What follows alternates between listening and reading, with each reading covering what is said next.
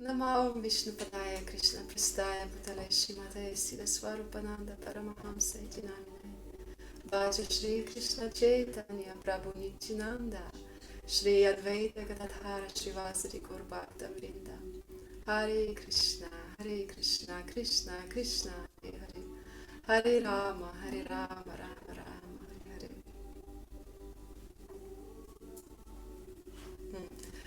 Hare. I feel really totally unqualified in glorification of Lord Chaitanya because it's just impossible to uh, describe all his qualities, all his transcendental features, and all my hope that he will be here with us, and he and Srila Prabhupada will help us uh, to understand his mood, to know him a little bit better today. And for the beginning, I would like to read a little bit from Chaitanya Bhagavata. Chaitanya Bhagavata, written by Vrindavan Das Thakur.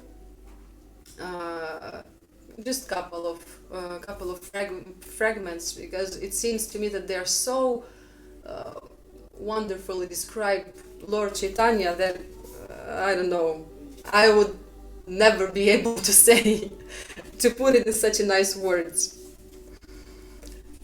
All glory to Sri Gaurasundara, the supremely powerful Lord of pure transcendence. He has an aura of molten gold with lotus petal eyes, and his long graceful arms extend to his knees. While he sings the glories of the Lord, he dances in various pleasing postures, as his heart is inundated by the ecstatic emotions of the devotional mellows. All glories to the moon-like Sri Krishna Chaitanya. He is the fully independent Supreme Person, always engaged in transcendental pastimes. He is the Lord of the universe, the supreme controller of all controllers, and the personification of transcendence. All glories to the devotees of Sri Gaurachandra. All glories to the ecstatic dancing of the Lord's intimate associates. And when Lord Chaitanya appeared, demigods, they descended and they offered their prayers to him. And Lord Brahma and some other demigods, they prayed like this. O Lord Chaitanya, you are the Supreme Personality of Godhead, now appearing to perform congregational chanting and distribute Krishna prema in the association of your devotees. O Lord, who possesses the words to describe your wonderful potency to freely bestow the most confidential and hidden knowledge of the Vedas. O Lord, we ardently desire and pray for that sublime Krishna prema that you keep as a great mystery, offering liberation instead to spiritual aspirants. You are the spiritual master of the entire creation, and you distribute priceless spiritual wealth because of your magnanimity. The chanting of your holy name is the fulfillment of all religious rituals and sacrifices, and now you are personally appearing in Navadvipa to teach us this practice. The golden moon, Lord Chaitanya, has arisen as sounds of great joy filled the air. His beauty humbled millions of cupids, and at his own dancing and singing he smiled. His lovely face and charming eyes added to the marks of divinity upon his transcendental person.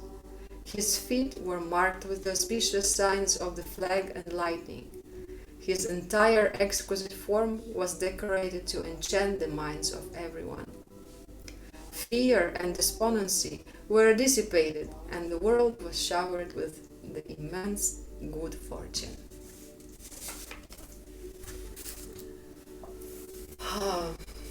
Wow, it's really very wonderful that we have the opportunity to read about Lord Chaitanya, to listen about Lord Chaitanya, and to chant his names and to chant Krishna's names. They help us a lot to go through difficult times.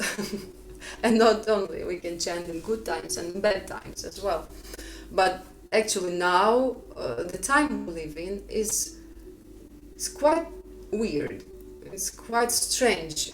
Who could imagine that such a simple thing as coronavirus, COVID, would affect us so much?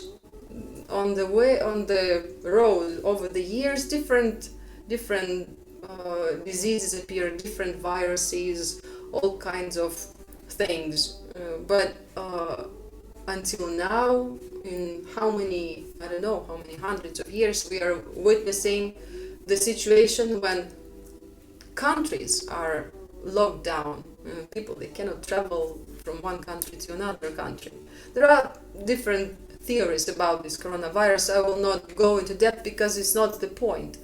But the point is what disturbs most people in all this situation. What makes us feel anxiety? What makes us panic a little bit? And one of the main factors is uncertainty. That we are not sure. We feel lost.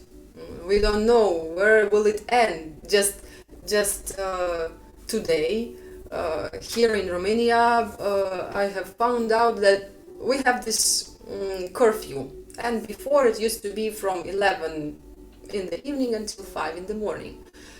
Some short time ago, maybe, I don't know, 10 days, 12 days ago, it moved from 10 p.m. to 5 a.m. But just today, it moved to 8 p.m. So from 8 p.m. nobody goes out on the streets. Just those who work, and you cannot go, and after, for example, somebody finishes working at the office at 6, and there is no time to go and visit some friends and relatives, your mother, father, brothers, and whatever. So 8 o'clock, we are locked in the house, basically. Yes. So we will see how it will work. I don't know what's the situation in other countries, but this is the reality we are dealing with, and we are not sure what will happen with this virus. We feel lost. People, they have so many, all the situation with this coronavirus affected so many people psychologically. They have difficulties because they don't know what to expect. They don't have any certainty what tomorrow will bring. So the same factor applies to our spiritual life. Why we have the lack of determination? Why we don't just go and do something? Why we don't have when we are not in the mood? Why we don't have enough enthusiasm to do something? Sure. What we can clarify to see if this is what we should do or this is what we shouldn't do. Who knows? Maybe this is not our interest. But what can help us in our enthusiasm, what can help us in just relaxing in Krishna's names, is this uncertainty. We're not sure. And it's very important to search for this help in Krishna's names, to pray to Krishna, to ask him to remove our doubts by clarifying the situation, to see what is the real picture. Another impediment, let's say, for our happiness is fear. How many people have different fears and phobias? Somebody is afraid of heights, somebody is afraid of water, somebody is afraid of darkness. How many people are afraid of darkness? I think probably most of us would not feel very comfortable if For example, you're in a dark forest, and it's really pitch black dark, just pitch black. You don't see anything, and you just sit. I don't know, maybe you're camping or something, but you're just sitting there, and you hear somewhere on the short distance some twigs moving. Immediately your heart starts pounding. Immediately you have a short breath or something. What is there? Who is there? Not what, but who? Maybe, I don't know, it's an animal who would hurt us. We hear this movement and we immediately start worrying. What is there? But as long as we see things, then our fear disappears. So we will talk about it a little bit later. But another fear that we have, that we are afraid that refers to our interior life. We are afraid to make mistakes. We are afraid that somebody will not accept us, or that we look stupid, or we don't look attractive enough, or these fears that refer to our exterior. They are based on the fact that we still think that we are our bodies. We still perceive ourselves on how beautiful we look, or we don't look beautiful enough, and we are afraid that other people will not like us enough because of our looks, or we are afraid to make mistakes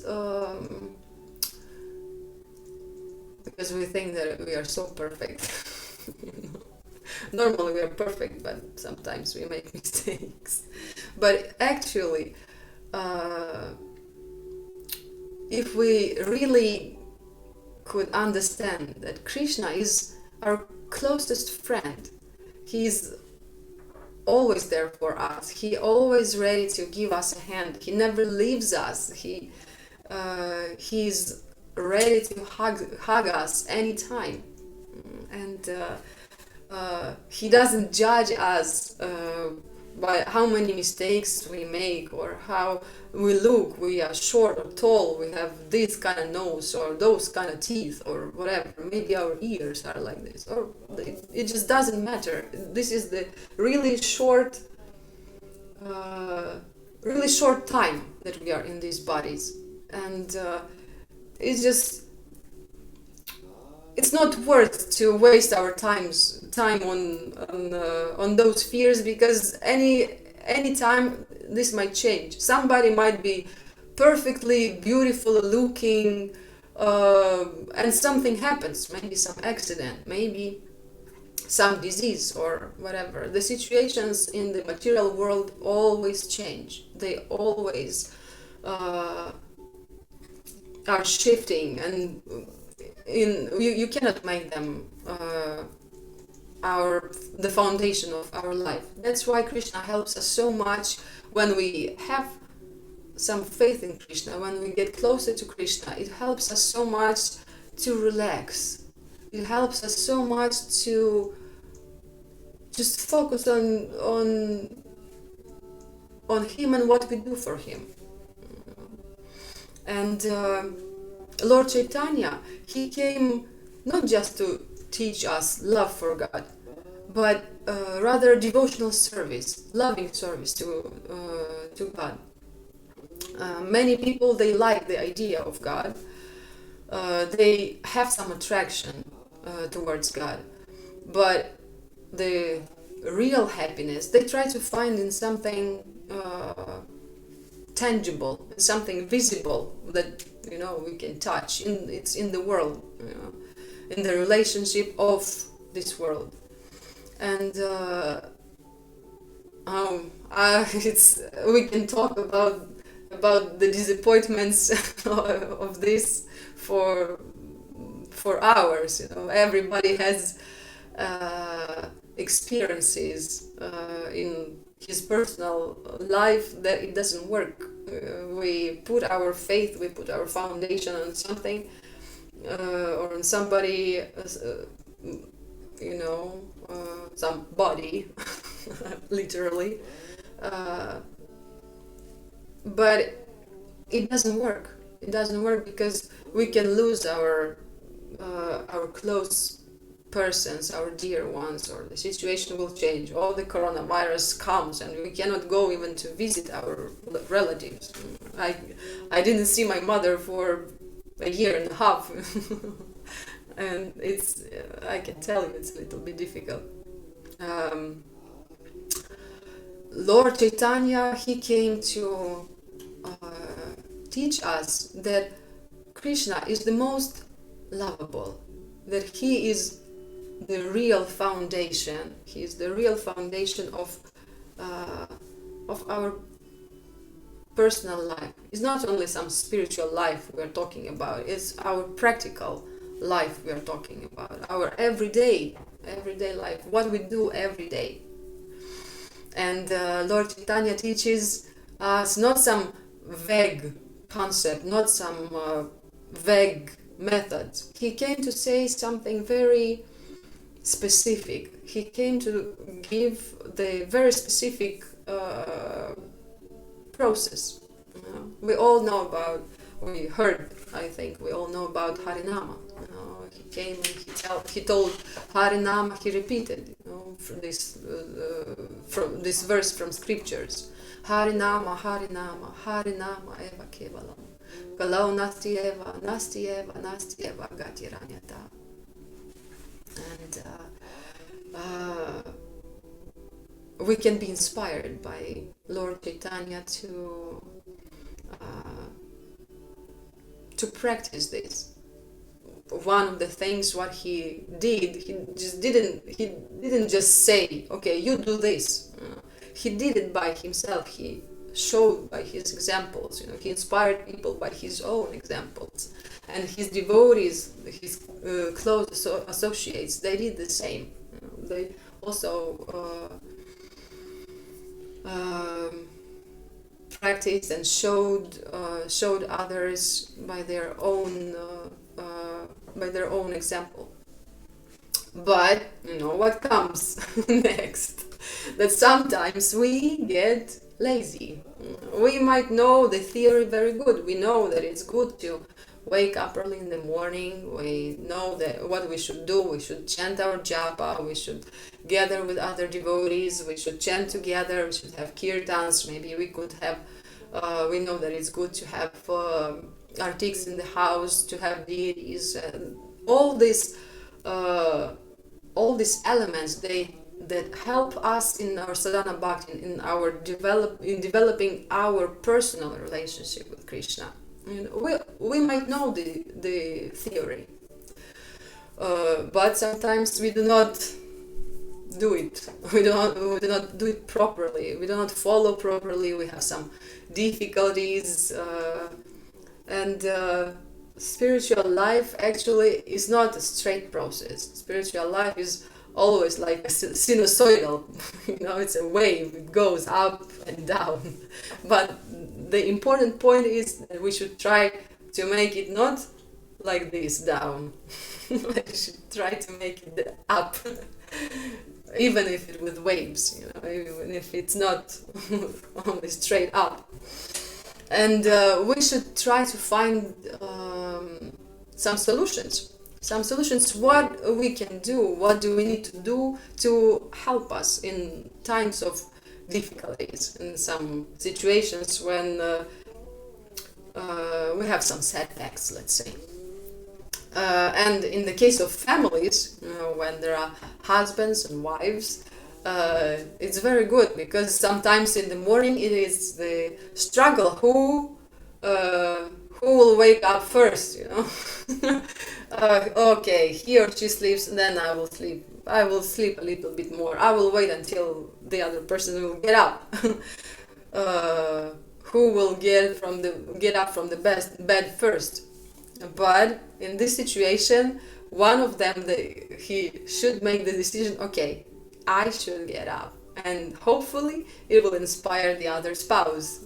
Hopefully it will help the other person to be more determined to start practicing. Or, if you want to negotiate, they can negotiate a way that, okay, today I wake up first, tomorrow you wake up first. But the idea is that one of them should make this decision to get up and start the morning with Krishna. And we need we need devotee friends. We need other people around who can support us in our sadhana bhakti, who practice us and who can inspire us as well. We need this. It's very important to have this community. It's very important when people, they communicate with each other. The devotees, they share some experiences. They organize kirtans. They organize some online programs in the times of coronavirus. To plan some activities, or to go together to the nature, to hikes. It's very important to have this bonding activities and have devotees around. And we should not expect in this situation when we try to create the community. We should not expect others to be perfect. We should not think that the other one is, cannot allow himself to make mistakes. Or somebody makes mistakes, and and we might, he did this or he did this. No, we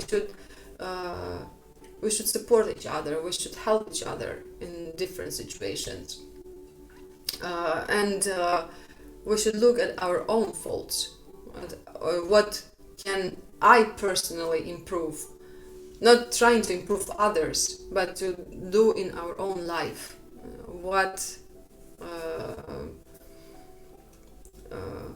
is our business? Okay, and the community can help us a lot. It inspires us. It reminds us about Krishna, about Lord Chaitanya, about practicing sadhana bhakti, all this stuff. And we see around so many examples. For example, like followers of Muhammad. They have a guy. They have a guy who goes up to the prayer tower, and in certain hours of the day he starts singing.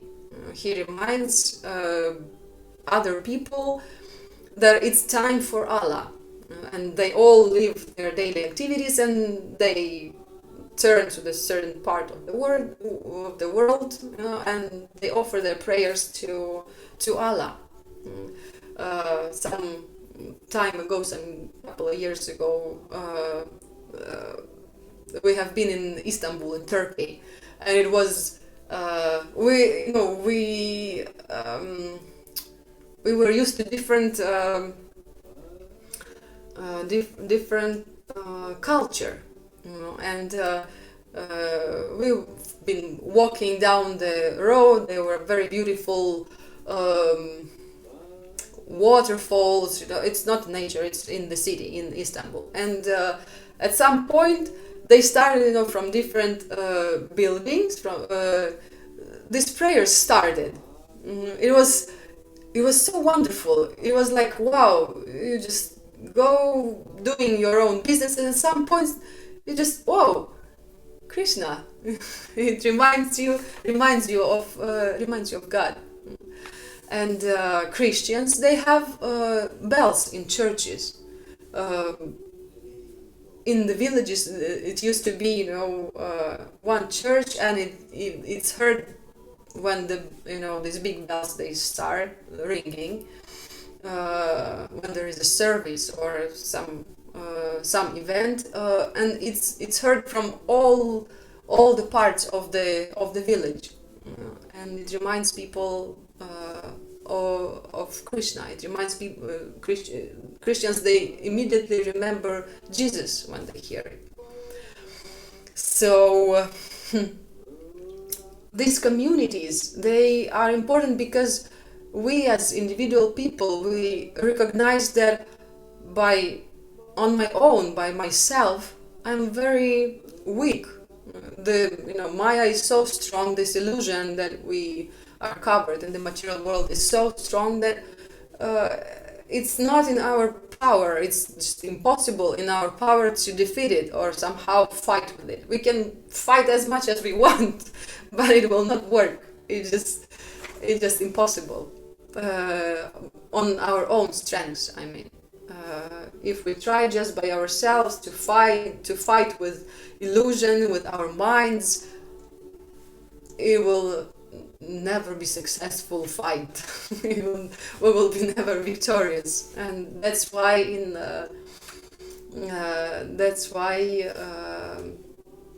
our spiritual master, he says that where Krishna and Arjuna is, there is always victory. And if we invite Krishna to accompany us everywhere, then in these fights, then we will see that it's not actually a fight, and it can help us a lot. So it's for each of us to consider what can we do personally, practically. I'm very simple and practical person. I'm not a big philosopher. I cannot speak very clearly and explain things in some elaborate way. But when I listen to something, I immediately try to think, okay, how it can be applied in my own personal life. Okay, how can I do that? How can I improve something? And sometimes in our attempts to improve something, we look at our lives, we consider the faults, the mistakes, some defects that we have, and we get depressed because there's so much. We think that it's so much to do. It's impossible. It's just there are too many things we should change. So they don't do anything in this situation because it's impossible. It's just no point to put any efforts if I cannot do anything anyway. I cannot change it. But first of all, remember that where is Krishna and Arjuna, there is always victory. The second thing is that Lord Chaitanya is always there to help us. He always offers us a hand. And the third thing is practical one. Don't put unrealistic goals. Don't put too big ones. For most of the people, these radical changes will not work because they're just too big for us to grasp, to understand. So we should do one step at a time to see, okay, if we have problems, for example, with our chanting japa, we don't chant our japa attentively, or we do not wake up. It's hard for us to wake up in the morning and chant.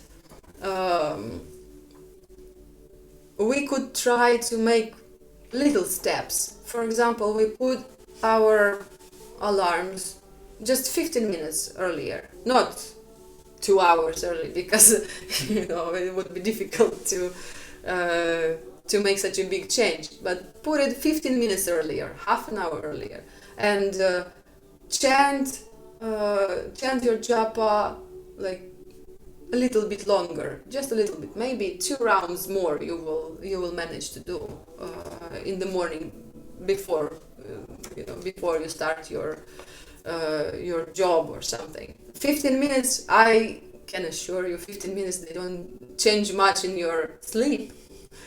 Although it's very difficult, when you have your alarm and you always postpone it for 5 more minutes to sleep, 5 more minutes to sleep, but those 15 minutes of this sleep will not save you, will not, but they will save your japa. They will save time for you for a good meditation for Krishna. It will be your chance to make little effort, little step.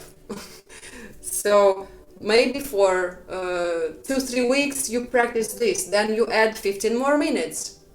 Do it gradually. Make a small plan for, I don't know, for 2 months. Okay, these 2 weeks I do this, those 2 weeks I do this, and do not focus on the intermediate results. Try to focus on the process itself, what you need to do. Okay, I wake up, I chant, I take a shower and I chant my japa.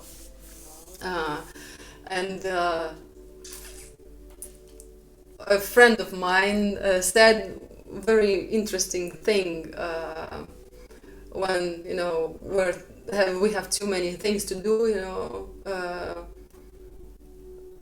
and she said we should make one step a day, just one little step a day, but every day we should make little steps. And also it's very important to appreciate the situation we are in, because very often we like to to immerse our minds. They take us into this state that if I would, whatever, if I had, I don't know, a bigger apartment, because I have only my little, I don't know, corner where I can sit and chant my japa. If I had a bigger space where I can do my hatha yoga in the morning, because I have only this much space between the bed and the wall or something, then I would be happy. But actually, see how many things you do have. See how many things see the solutions. Okay, I have too little space. Let's see what can I do. Maybe I go outside and practice 15 minutes of hatha yoga or half an hour of hatha yoga in the morning outside. Depends on the weather, of course.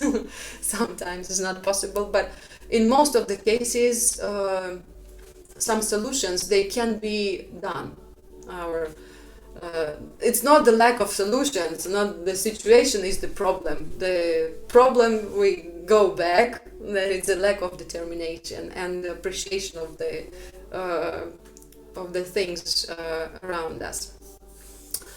And sometimes in our daily works we get too busy. We think that our duties or some practical stuff that we do, that we are engaged in, maybe work, maybe different whatever, we think that they are more important than this than our sadhana bhakti. So sometimes we tend to neglect it. And in one of the lectures, Srila Prabhupada, he said, in many lectures he was talking about it, and he was explaining this. He was talking more about on this subject, but I would like to read just a couple of sentences from that lecture. Well, because I make money, or because I raise my children, or because I do this or that, we might neglect our sadhana bhakti. You gotta change your behavior, your lifestyle. So Lord Chaitanya wants to help you, and he still at this moment is trying to help you. He is trying to help you through disciplic succession, and he is trying to help you directly, because you can relate to him directly. So it's so wonderful when our spiritual master can explain us all this stuff. What would we do? How would we live without all this information? And he tells us directly that we can benefit from the mercy of Lord Chaitanya in the form of his instructions, in the form of the spiritual master. We're so fortunate. This is one more factor why we should appreciate our situation. There is a saying that probably most of you had heard before, that God helps those who help themselves. Probably it's a very widely spread saying, and it is true. God helps those who help themselves. But what is important in this saying is that God is required. It's not like we help themselves and we manage with everything. No. God helps us, and in what we are actively trying to do. And we, in the material world, we do not know actually how to help themselves. We do not know exactly what is good for us or what is not very good for us, and he tells us, he shows us how. He gives us this rope and he tells us, grab a hold of me, and we need to do our part practically. We need to have a practical application, just doing our part, grabbing this rope, like also Balakeda said one time. He said several times this thing that you can bring a horse to a water, but you cannot make him drink. So we have already this water. Lord Chaitanya, he offers us this water. Our spiritual master offers us this water, but we should do our part, help ourselves to get healthy and drink this water. We can drink this nectar of the holy names, and they know. Lord Chaitanya knows he's talking about. In his 8 prayers in Shikshashtaka, he tells us about this nectar, about this taste that cannot be compared with just nothing in the material world. It's just totally different level, and we should have this just a little bit, at least a little bit of determination, a practical decision from our part. What do we want in life? The basis of sadhana bhakti, the road to this nectar, as Lord Chaitanya many times said, as Krishna says, as all the disciplic succession and our spiritual master says, is Harinama, is regular, attentive chanting of the holy names. it's the first thing in the morning. It's chanting, chanting, hearing, and remembering, and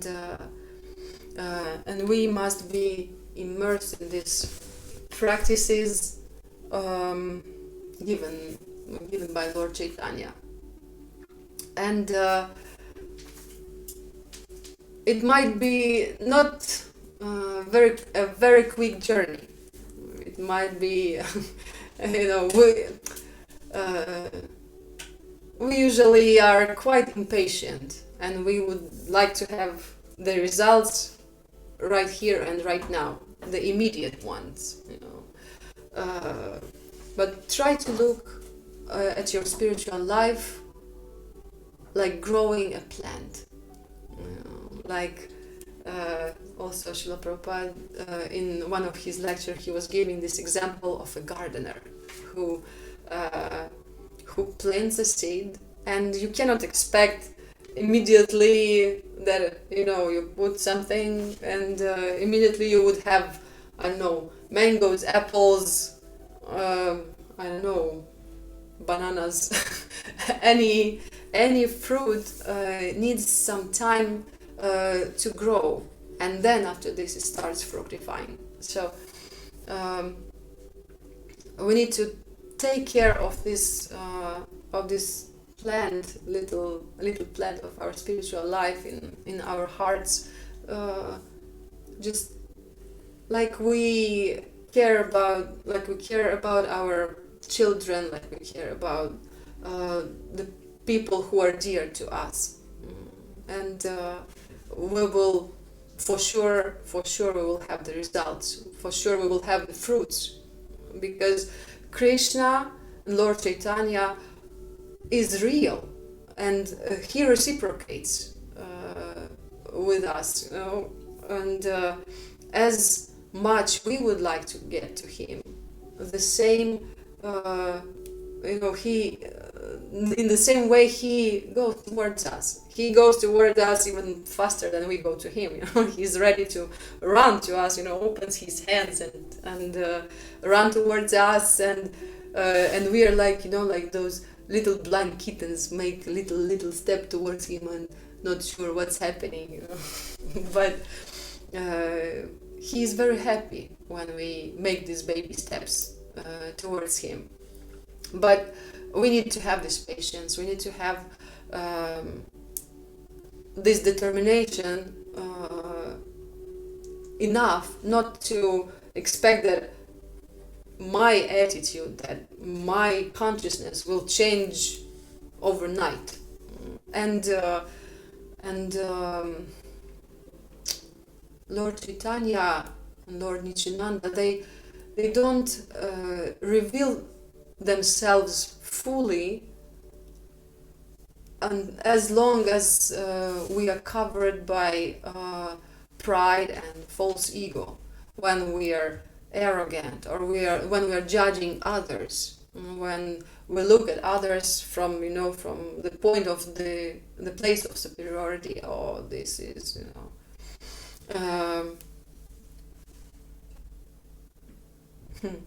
yeah. So Lord Chaitanya and Lord Nityananda, they kind of hide themselves. We are kept out. When Lord Chaitanya was organizing kirtans with his devotees, with his close associates, not everybody was allowed to participate. And sometimes there were kirtans only for very close associates of Lord Chaitanya and Lord Nityananda. Sometimes, for sure, everybody could participate, but some of the most intimate, the closest ones, they have been not for everybody. So not everybody could see Lord Chaitanya's tears of love for Krishna. So we should try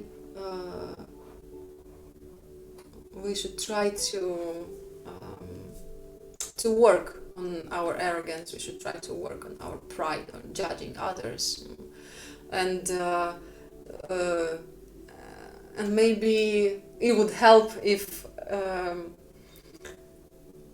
I don't try to demonstrate, demonstrate somehow others how good I am, how cool I am, how beautiful I am, how many good qualities I have. Or maybe look how busy I am, how many things I'm doing, or maybe, I don't know, I'm tiring myself to exhaustion for you, please appreciate it, Krishna. Or spiritual master, don't you see, I don't know, I drive all the time fast, I all the time in the rush, I do so many things for you, and and we should remember that this is not the point. It's not in the quantity, it's in the quality of our activities. Or sometimes this false ego and pride, it is an impediment for us when we become defensive, when we are criticized, when somebody tells us something we don't agree with about us, that we didn't do something good enough, or we could improve this and that, and immediately our false ego, makes this hedgehog bubble and tells, no, I'm not bad, it's the other guy fault, somebody else is more guilty, I'm less guilty, maybe yes, maybe there is a little guilt of mine there too, but the other person is more guilty, look at them, but I'm okay. We try to defend ourselves by expressing how good I am, trying to prove somebody to our superiors, to our parents, to our spiritual master, how we try to prove how smart I am, how not to blame I am. And we think that it's going to get us closer to Krishna. But actually it's exactly the opposite. It sets us further away from Krishna. And that's why every day we are recommended to chant the third prayer of Lord Chaitanya. This we chant it on Guru Puj, we chant it separately from Guru Puj. Everybody knows this prayer, but it's so, just Lord Chaitanya has put it perfectly, just perfectly. One should chant the holy name of the Lord in a humble state of mind, feeling oneself to be lower than the straw in the street. One should be more tolerant than a tree, devoid of all sense of false prestige, and ready to offer all respects to others. And it is important, it is very important to repeat it every day, with the hope that maybe at some point we would really understand more and more what does it mean, that we would really get closer and closer to this mood that Lord Chaitanya is talking about. And this is actually the place where we can be really happy.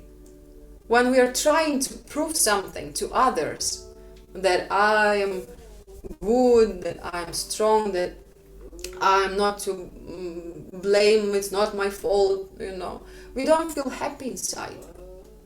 We will never feel happy in such a situation. But when we feel this humility and appreciation that Lord Chaitanya is there for us, he tells us, okay, Krishna loves you anyway, then this is real happiness. Then this is the situation, the place in our hearts where we can be fulfilled, where we feel this satisfaction, that this warm feeling and it it adds up to our determination. When we have at least one time this feeling, when we have this experience at least one time, we will try to go back to this. We will know how does it taste. And Krishna tells us you should taste it. Lord Chaitanya tells us this is what you should taste. This is the taste of love. And